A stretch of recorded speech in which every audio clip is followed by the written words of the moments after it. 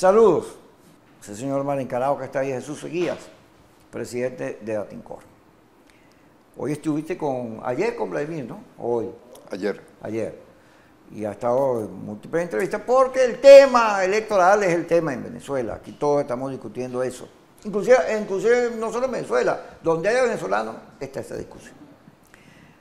Lo primero que quiero plantearte es que en los que argumentan a favor de la candidatura de Henry Falcón, hablan de que hay una mayoría que quiere votar, que Datincor, Interlace, que es una encuesta fraudulenta y del gobierno, pero que dice más o menos lo mismo que las otras, que el IVAP, que Data Analysis, todas dicen que hay un porcentaje entre 62 y 70 que quiere votar.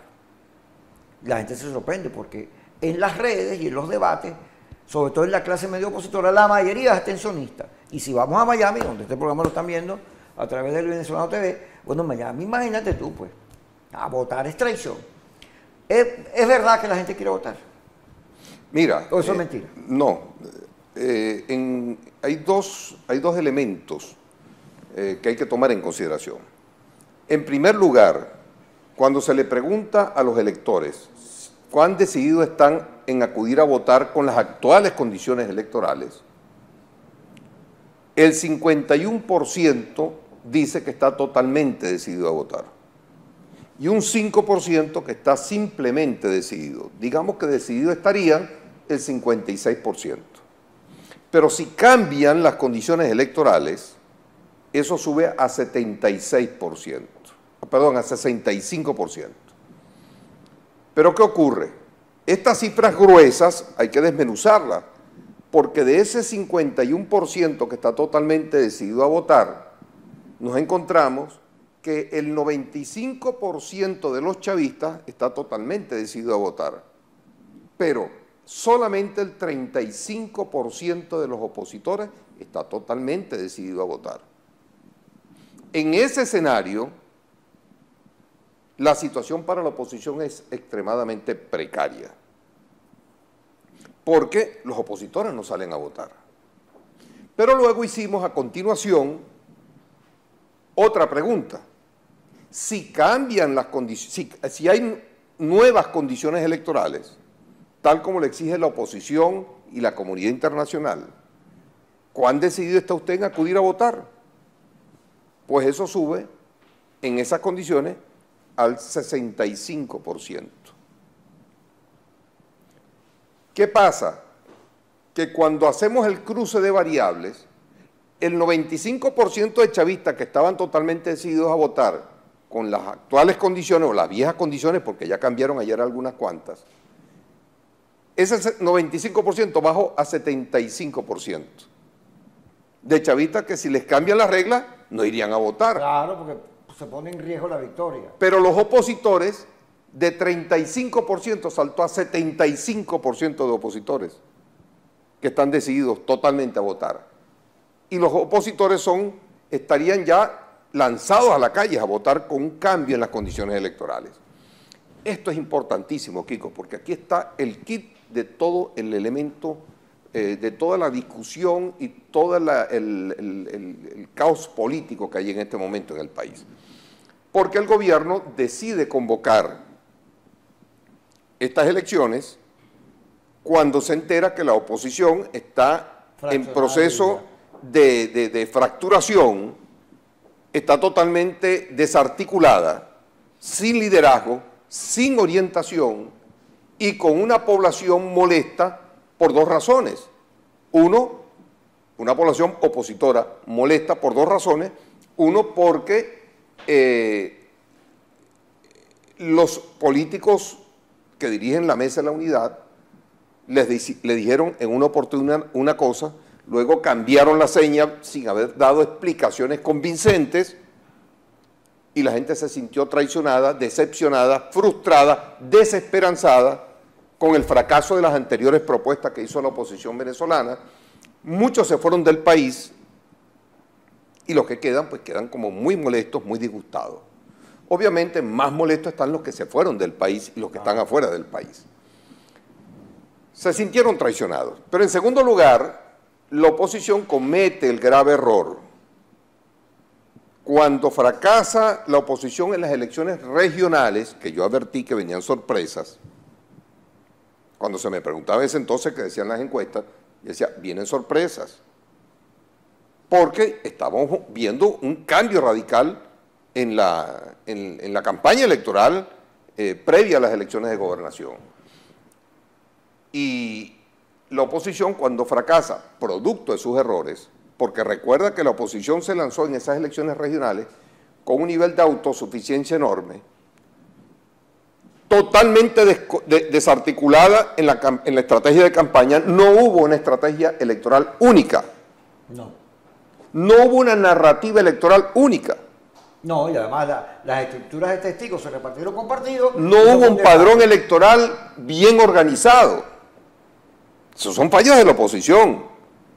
Y como no había una estrategia nacional única, apoyándose en la fortaleza de la oposición, que no era otra que el nivel de rechazo que tenía Nicolás Maduro y haber convertido esas elecciones en un plebiscito contra Maduro, que en eso Chávez era un genio. Chávez aprovechaba su fortaleza, que era él, y no había elección de concejales donde el candidato fuese Hugo Chávez. Siempre era él, claro. Siempre era él porque se apoyaban en su fortaleza. Mira, es un principio básico de toda campaña electoral. Y la oposición lo violó de manera terriblemente desastrosa. Y no se apoyaron en su fortaleza. Y dejó que cada candidato a gobernador comenzara a hacer dibujo libre. Y ya la pelea en las regiones, Kiko, esto es importante, porque es que mucha gente... Sí, pero si hablas media hora no van a cambiar solo. Los programas de televisión aquí son viene, dos. Óyeme, esto es importante decirlo. No, habla. Esto es importante decirlo, porque allí comienza la falla de origen. Esa es la falla de origen. Comenzaron a decir que hubo trampa y los errores de los opositores, los errores de la oposición, se lo endosaron a las trampas del gobierno. Ahí vamos. Lo que pasa es que estamos en presencia de un fenómeno de la comunicación moderna donde la verdad no existe.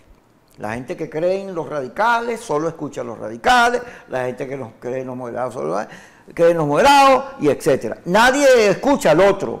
Y eso es un fenómeno que tiene que ver con las redes, y es moderno con la segmentación, el desarrollo de la segmentación. Entonces, aquí yo voy a decir una cosa que yo sé que nadie de los que me está viendo le va a hacer caso, porque yo soy un vendido, un traidor o lo que sea, según me esté viendo, o puedo ser un héroe. Pero cuando la oposición dijo, Gerardo Blay, hay una trampa, ahí se fregó la oposición. ¿Por qué se fregó la oposición? Porque eso era una parte de la verdad, no la verdad completa. Faltaba lo que está diciendo Seguía. No hubo una campaña paraguas que guiara a todas las regionales, no hubo un aparato consistente como lo hubo en las elecciones de la AN, de testigos. Es más, Ocari, cuando declaró, dijo, me faltó el 30% de testigos, imagínate tú. Pero además lo más grave de todo, la política. No, la oposición desde que ganó la Asamblea Nacional lo que ha hecho es hablar de política, de legalidad, de institucionalidad, de condiciones y los pobres, y el hambre, y el problema de la crisis. ¿Dónde está? Eso no apareció. Entonces, luego aquí se fue un gentío. Aquí hubo abstención, elecciones de gobernador, aquí hubo otros factores que incidieron en que se perdieron las gobernaciones y solo culpamos al fraude. Porque es más fácil decir que la oposición no sirve a reconocer que Maduro nos gana. Eso es verdad, aunque les guste a los que, o no les guste a los que nos están oyendo. Y me voy para el corte con eso.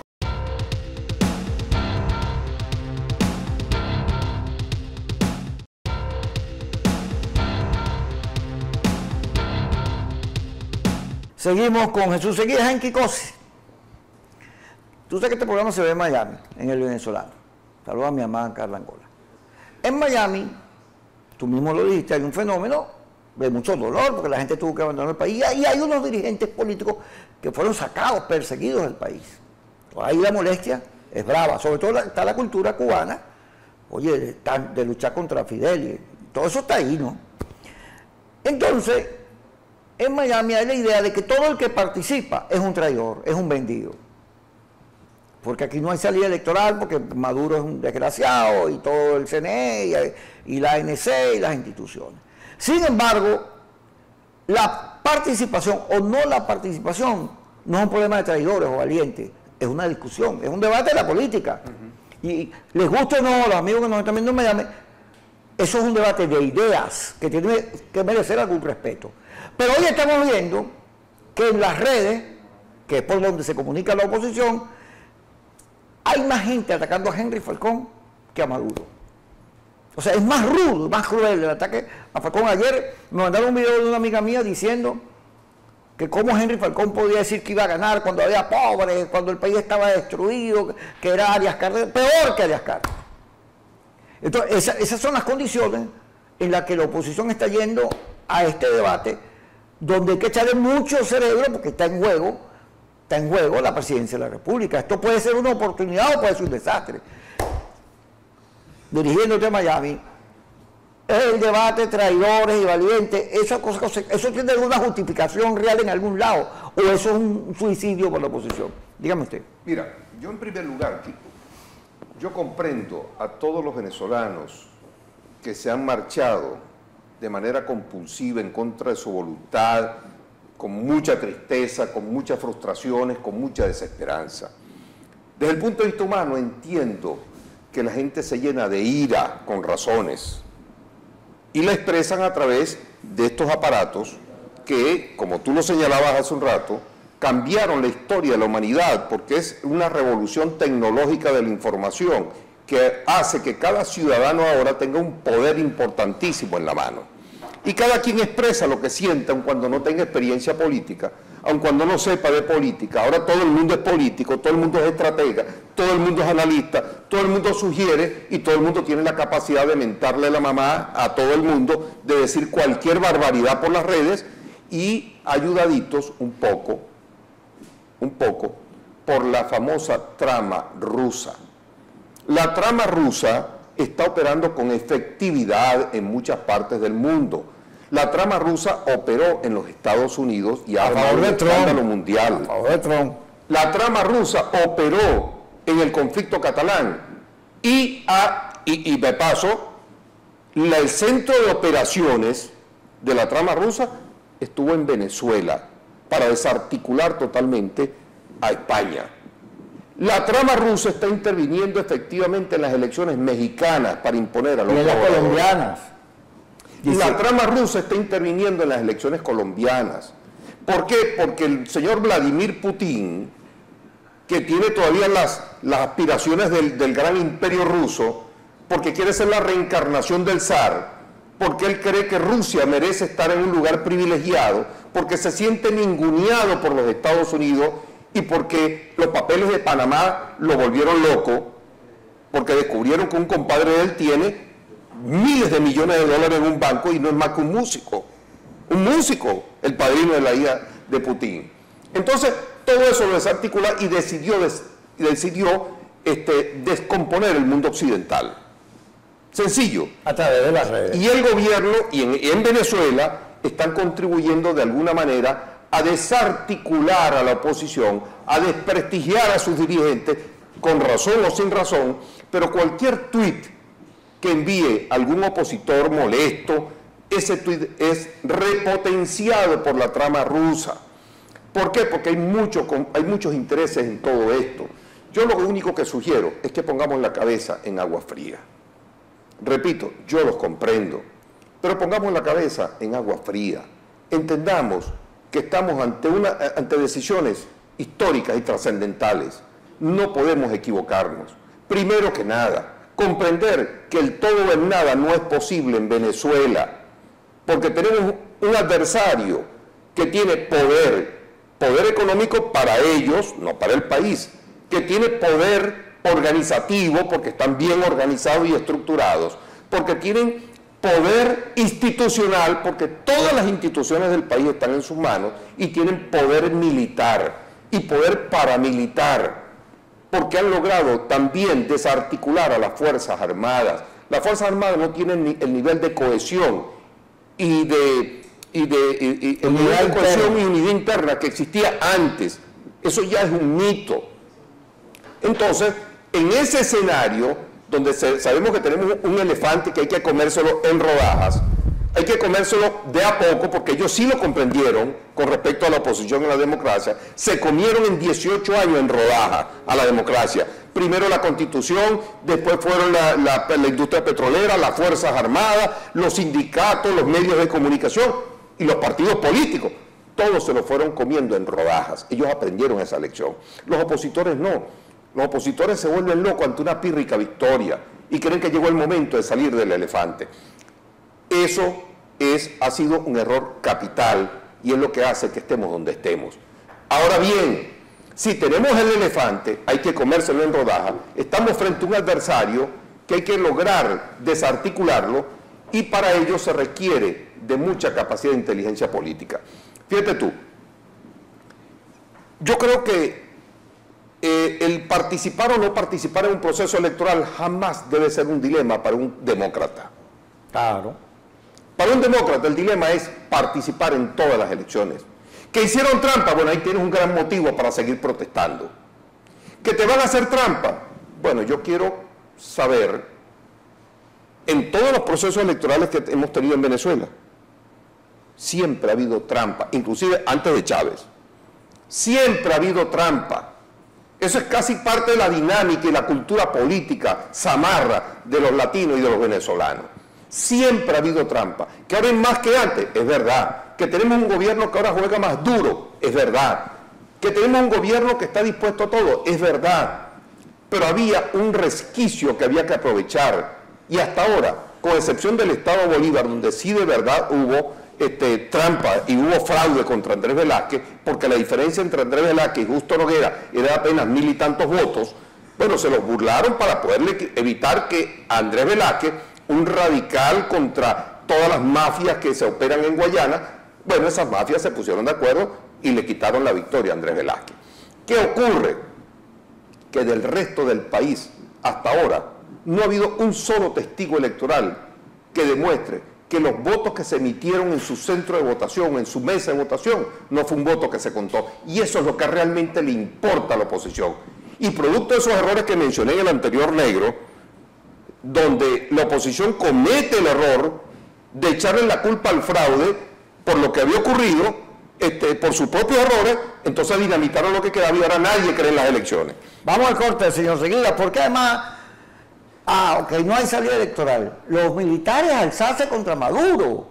Trump va a invadir a Venezuela. Por Dios, cuando regresemos.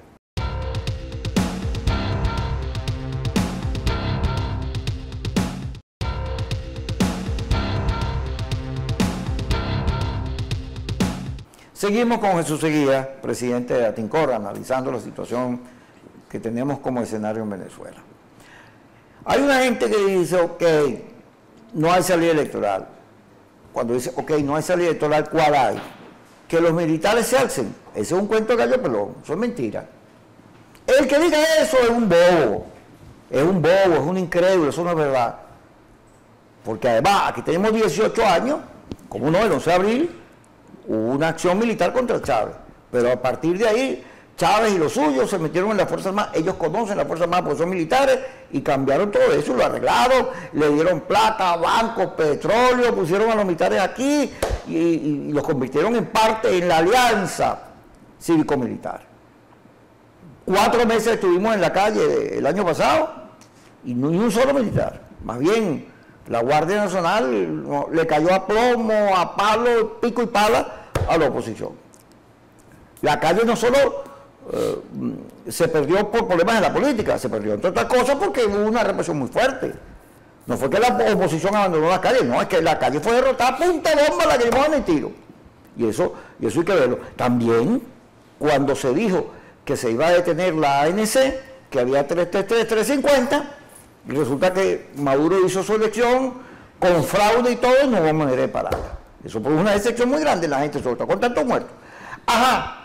La intervención americana, los marines vienen allá, por ahí hay un video de Jaime Bell diciendo, celebrando, prendiéndole ver la intervención. Y hay más de un venezolano que cree que eso es posible. Pero bueno, en el campo de la geopolítica, varios representantes del gobierno americano han dicho que eso no es así. Porque en las 2 giras que se ha tirado el vicepresidente y el jefe del Departamento de Estado en Latinoamérica, ha encontrado mucha resistencia a eso. Más bien se habla de sanciones, de la sanción del embargo petrolero. De manera que cuando la gente dice, ok, no votamos, es para quedarse en un limbo, es para no hacer nada. Y luego yo invito a todos los que me están oyendo a que revisen la historia, proceso por proceso, en Venezuela y en el mundo, a ver dónde la abstención ha servido para algo. En Perú, cuando toda esta cosa contra Fujimori, bueno, pero primero hubo una elección, producto del fraude en la elección es que se armó todo, y luego aparecieron las grabaciones contra Fujimori, ¿cómo se llama el señor aquel perverso? Montesino. Entonces, y hubo una combinación de factores, pero aún así no fue la abstención el derivante. Ahí está López Obrador, que todas las elecciones dice que hay fraude, ahí está pegado. Ha perdido no sé cuántos procesos porque eso no convence a nadie. Pero bueno, dicho esto, le doy la palabra al señor Jesús Seguía para que me diga, ok, no votamos, entonces ¿qué hacemos?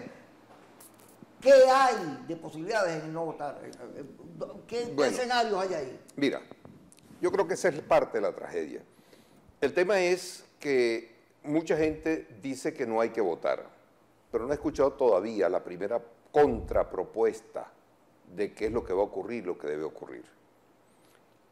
Hay tres opciones distintas a la electoral y a las negociaciones. Una rebelión civil. Esa ocurre todo. Una rebelión civil, o una intervención militar venezolana o una intervención militar extranjera. Esas son las tres cosas. ¿Hay más? O las tres a la vez, o una por un lado, en fin. Pero esas son las tres. Veamos. Una rebelión civil en Venezuela pasa porque la gente pierda el miedo. Y en Venezuela ya hay miedo. Hace rato. ¿Tú crees que esa actitud tan canalla con que actuaron contra Óscar Pérez, que estaban rendidos, dispuestos a negociar, y que los hayan masacrado, eso fue un mensaje a García? No era solamente el ensañamiento contra Óscar Pérez y la gente que estaba con él, sino era el mensaje para los militares y los civiles que tuviesen intención de alzarse en armas contra el gobierno, y les dijeron, ya saben lo que les espera, y el propio presidente lo dijo. Todo el que venga con el mismo formato ya sabe lo que les espera. Eso genera miedo. El miedo es una emoción natural, de las más primitivas del ser humano y de toda la especie en general, de los animales, inclusive. Eso está en el cerebro reptil de todos los seres humanos, el instinto de sobrevivencia, de supervivencia. El miedo es parte de la naturaleza humana. Mira, yo siempre pongo este ejemplo. En San Félix de Guayana, meses atrás, hubo una manifestación de habitantes de un barrio que se llama Vista al Sol, que es tradicionalmente chavista, y la gente ante la escasez de alimentos salió a protestar en la avenida principal. Encendieron unos cauchos, trancaron esa vía, que es la ruta hacia Upata, y llegó la Guardia Nacional, se apostó en una acera, llegaron los periodistas, se pararon al lado de la Guardia, y más atrás llegaron 40 motorizados con parrilleros armados todos. Y cada motorizado se paró al lado de un manifestante y les pusieron una pistola en la cabeza. O te mueves de aquí o te vuelo la cabeza. Y pusieron a la gente a decidir entre un paquete de harina pan y la vida. Adivina qué decidieron. La vida, obvio. Recogieron sus cauchos y se fueron. Los periodistas le decían al capitán de la Guardia, métase. Pero mire, capitán, esa gente está armada. Que de paso empezaron a robar los celulares y todo lo que tenía la gente que estaba protestando. Y el capitán lo único que le respondió a los periodistas fue, ¿qué quieres que yo haga si ellos están haciendo el trabajo por nosotros? Esa fue la respuesta. Yo digo, en las condiciones en que está Venezuela actualmente, hay motivos de sobra para haber salido a protestar. Y el gobierno, le guste o no les guste a muchos, ha tenido control policial y militar al respecto.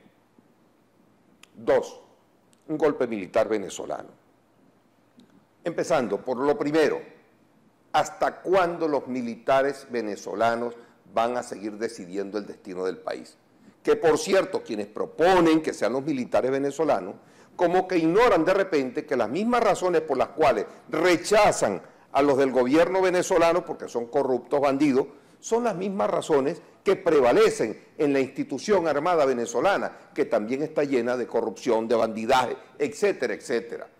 Y ellos han sido la cabeza dirigencial de diferentes instituciones del país que fueron a la quiebra. No tienen capacidad para ello. Pues bien, que van a dar un golpe para que entonces vengan y pongan a fulano de tal de la oposición. Bájense de esa nube. Eso no existe. Ningún militar venezolano va a intervenir para poner a un opositor al frente del gobierno. Un gobierno de transición, porque bueno, esos militares quieren negociar con los Estados Unidos. Ok, está bien, negociaron. Mi pregunta es, ¿qué van a hacer con los miles de chavistas armados que existen? ¿Qué vas a hacer con los colectivos armados con armamento de guerra? ¿Qué vas a hacer con todos los centros, todos los movimientos guerrilleros que existen en la frontera, donde el ELN está conjuntamente con el Frente Bolivariano Armado de Liberación, que existe por allí, donde ellos se creó un cuerpo paramilitar que tiene capacidad letal en el país? ¿Que van a ganar la guerra? No, pero le van a hacer suficiente daño a la nación por muchos años. Mire, 40.000 hombres armados a través de la FARC incendiaron a Colombia durante 40 años. 40.000 hombres armados, y armados de paso de una manera precaria los de la FARC. Te queda un minuto para que termines con la intervención antes. Resulta que en Venezuela existen más de 40.000 chavistas armados, organizados, entrenados. Yo digo, no tienten al diablo. Una cosa es llamar al diablo y otra es verlo entrar. 3, invasión militar. Hay que conocer el protocolo de una invasión militar, sobre todo los Estados Unidos. Estados Unidos, aquí no va a llegar ningún marine, todo será por vía aérea, pero le harán daño al gobierno, pero no lo sacan del gobierno. Cuidado, como no tenemos más tiempo, no me voy a extender en el tema, pero eso es un tema que está analizado. Aquí no, el planteamiento de la invasión militar, el tema del golpe de Estado, de la rebelión civil, está entredicho. Mire, yo también quisiera salir de todo esto rápido. Lo que hay que hacer es actuar con pragmatismo, con rapidez, porque afuera hay mucha gente sufriendo. Mucha gente, no solamente los que están en Venezuela, los que están en el exterior están sufriendo. Y creo que llegó la hora de parar. ¿Qué vamos a hacer? Henry Falcón, yo no sé, Henry Falcón no va a ganar nunca si no tiene el apoyo de todas las fuerzas opositoras, y él tiene que trabajar en función de eso. Pero la vía electoral es la única que nos queda, y las condiciones que aprobaron ayer a Henry Falcón, debo decirlo, esas condiciones son superiores a las que existían cuando la oposición acudió a las elecciones parlamentarias del 2015. Superiores. Y yo digo que ya está bueno de excusa. La oposición, si no aprovecha esta oportunidad, con esas condiciones establecidas, con una presencia de observadores internacionales, no acompañamiento, observadores de las Naciones Unidas, en todas las fases del proceso, 0 cadenas presidenciales, los puntos rojos quedan a 200 metros y no como estuvieron en las últimas elecciones. O sea, hay algunos elementos básicos como para que se le diga a la gente, hay motivo suficiente para creer que si salimos a votar todos, se le gana a Nicolás Maduro. Y lo que más quiere el país es que Nicolás Maduro deje el poder y que se lo transfieran a otro. ¿Candidatos perfectos? No hay, no existen. Cualquiera que ponga la mesa en la unidad va a tener 40.000 detractores. Cualquiera. Porque todo el mundo, aquí todo el mundo entró en un proceso de rechazo, de autoinmolación, y de paso también entramos en un proceso autodestructivo, peligrosísimo. Gracias. Donde nadie cree en nadie. Gracias por estar con nosotros. El lunes estaremos una vez más con Suki Cose.